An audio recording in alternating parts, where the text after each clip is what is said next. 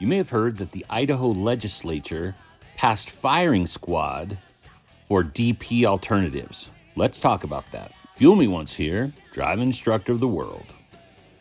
So, because there's been shortages of the medicines they need for lethal injections, a lot of states for the past 6 or 7 years have been passing alternatives or going back to alternatives they had before lethal injection so that they can have to not postpone the DP acts like they've had to do in a few states.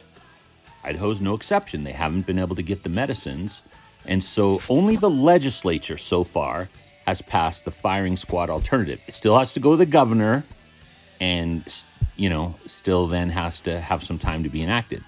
This only has potential for the Idaho 4 case and some of the other cases where they may ask for the DP if they can't get lethal injection medications 30 days before the act is supposed to be carried out.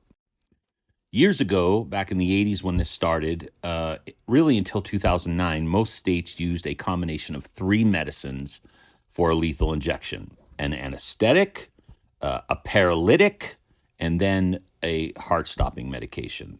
So you'd have an anesthetic so you could go to sleep, then something that would paralyze the body, and then something that would actually stop the heart. Those anesthetics, usually sodium thiopental or sodium pentobarbital, have been protested once companies let out that these were the anesthetics used for lethal injection. Protesters, activists started protesting, and so companies started withholding those because they didn't want the bad press associated with them. Now, many state legislatures have passed bills that say they could keep secret what medications they're using, but it still can be found out because it's government and those things are public, what medications they're using. There's actually a whole list of what each state uses. But this firing squad for Idaho is not like something brand new. Utah's had that law.